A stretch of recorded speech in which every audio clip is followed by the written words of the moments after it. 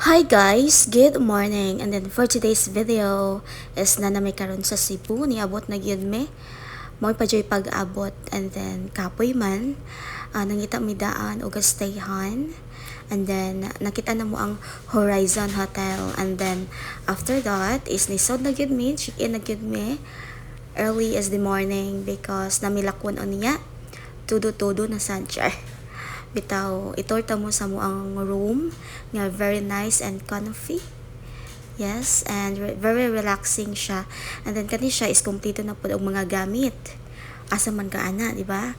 So kani ang CR na mo, mas nindot pa ni siya sa CR ninyo, di magkilom, di magsaba ambot. And then mo ni amo ang sala nga complete na jud siya, nice jud kaayo, dili ka mahayan, and then you need to relax jud. And ang table, and then me char o diba, parang walang wala lang, diba?